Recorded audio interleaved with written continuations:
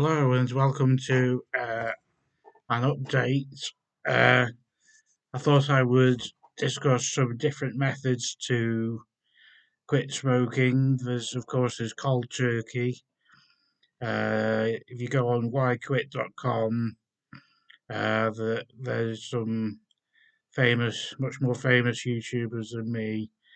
A guy called Joel Spitzer, and he says it should be called smart turkey because it's the best way to quit, he says, if you quit cold turkey. And that means no vaping, no. I mean, I've had arguments with people about this in the past, but cold turkey means you completely stop nicotine. So no patches, no vaping, no gradual cutting down. It's an abrupt stop, and if you don't do an abrupt stop of nicotine completely, then otherwise it's not called cold turkey. But take a look at that if you're interested. Whyquit.com. Um, I've been banging on about the one patch method, and it does sort of work. The reason it doesn't work for me is that I don't carry through with it. What usually happens is I go to bed at night and I wake up in the middle of the night with chest pains or very mild chest pains. So I take off the patch, and if you do the one patch method, you're supposed to leave the patch on until it falls off. That's the idea. So what I might do tonight is take the patch off in the middle of the night as usual, and then just try really hard to go and put one on in the morning when I wake up. And that's the most difficult thing for me is just to remember that I've quit smoking in the morning. But I was speaking with a chap in the local bar. He said you can uh, gradually wean yourself off. That is one option. Some people manage it that way, with or without the patches, with or without the nicotine gum. Um, Joel Spitzer says it's very difficult that way.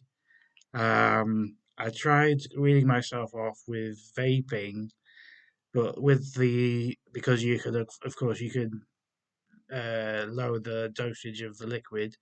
But with that, I found I just simply vaped more often. Um, I would like to say what I think about cutting down. Anyone who cuts down is doing a great job. It's not 100%. You have to achieve. There's no tick box or anything. If you cut down, you cut down, and that's good. If you quit altogether, then you should be proud of yourself. And again, I agree with Joel Spitzer. I don't count vaping as quitting. I think that's cheating. It's only cheating yourself because you're going to get all these health problems down the line. But maybe it's cheaper. I don't know. From what I can tell, vaping is pretty expensive. Uh, Someone told me that they're banning the disposable vapes, possibly in Wales. So that would be a step in the right direction, if you ask me, because they do cause a lot of landfill, a lot of wasted batteries. Um, but the problem with the when I vaped anyway, which is a few years ago now, problem with the refillable ones is they're a huge mess. Sometimes you just get liquid all over your fingers, all over your clothes, and it's just a nightmare. But that's not why I don't like vaping. The reason I don't like vaping is because I believe it is genuinely very bad for your health. But that's just my opinion, and we'll have to wait and see. You know, and there's two types of vapors. There's the ones who are like me, do it constantly, non-stop, and there's the ones that can control it and just do a little bit every few hours. And this you can obviously tell between those two groups. The ones who only vape a little bit every now and then, are going to be in a much better position down the line than the ones that vape constantly. But as I say, as Annie Grace says, and I like her videos, but she says, don't beat yourself up. There's no point beating yourself up because what's the point in that? And if you don't get 100%, maybe 90% is still very good, and maybe 10% is better than 0%. But so that's my opinion of a few different ways of quitting. So it's going to be the two patch method for me. I need a shave. I've had comments on my t-shirt. It's actually Leo Sayer. I'm a big fan of Leo Sayer. I wasn't a big fan, and then I went to see him in Liverpool, and he's done a lot of great songs. I picked up a vinyl recently in a charity shop. Is You can get a lot of Leo Sayer vinyl in charity shops usually. Usually there'll be one or two, and it's just great. He wrote some great tunes, and it wasn't. I mean, he's just. I wouldn't say he's a genius.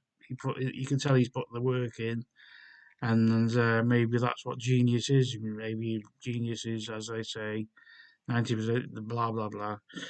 Anyway, I've got another thing I would like to say. Two things. Dates are a great way of stopping. If you set a date, the 1st of January, and by all means, that'll be. Last January, 2023, I quit for 13 days on January the 1st, so that tells you that it's a good starting point at least, even if you relapse, like I always do, it seems, but I'm not going to this time. uh, and it also tells another thing. A good time to stop is when you've run out. So I've only got a little bit left. That's probably about 4 rollies, even though it's a tiny, tiny bit.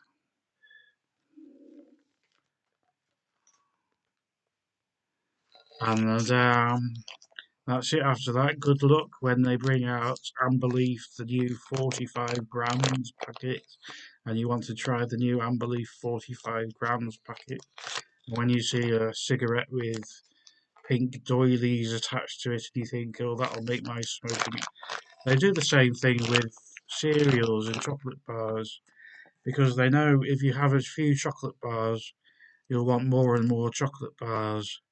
They'll bring out these limited editions, and you say, "Oh, I used to like Twix. Maybe I like a mint orange Twix." So you have a mint orange Twix, and then you're addicted. Then that's how they get you, and then a few weeks later, you think, "Oh, I better quit the chocolate."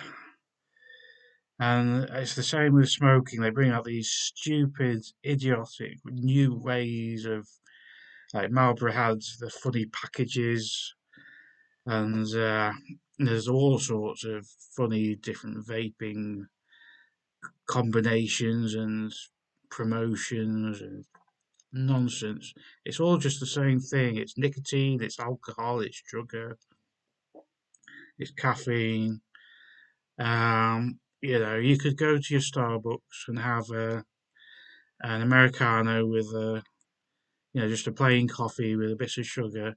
It'll give you the same kick as a mochaccino, or I do like Starbucks. I had a toffee nut latte today, and I've had a few of them, so it's getting a bit boring. But I mean, with drugs, the novelty never goes away. You're doing the same boring thing, and you're getting a new. It feels like you're doing something new, but you're not doing anything new every time, and that's not good for your brain. It's not good for your sanity in the long run. Maybe it is, I don't know. But it's not good for your body, and that's the most obvious thing. You're damaging your physical body. Maybe it is good for your mental health to have this novelty effect in your brain, and uh, maybe there are advantages of smoking and nicotine and alcohol and caffeine. I'm not from the Alan Carr camp where you have to say everything about it is bad. I'm a I don't know what the word is, pragmatist maybe. Take it on balance. What do you want from your life? If I could smoke or go for a swim and get the same effects in my head from either, I'd rather go for a swim. You got that novelty of the water, and you're doing your exercise, and it feels good, and or I think that's actually good for your body. And I mean, cigarettes, they are kind of amazingly nice, right? But some other things are also amazingly nice. Like I had a bowl of crunchy nut cornflakes, and that was better than a cigarette, or better than most cigarettes. And as most smokers will tell you, 99% of your cigarettes are pretty boring and rubbish. And it's that's it's not the same with all drugs, but anyway, I've gone on for too long. So join me in my quit smoking journey if you feel like it. Tune in next time. Thanks for watching. There won't be a Atari Darts video tonight. Sorry. Thanks for watching. Bye.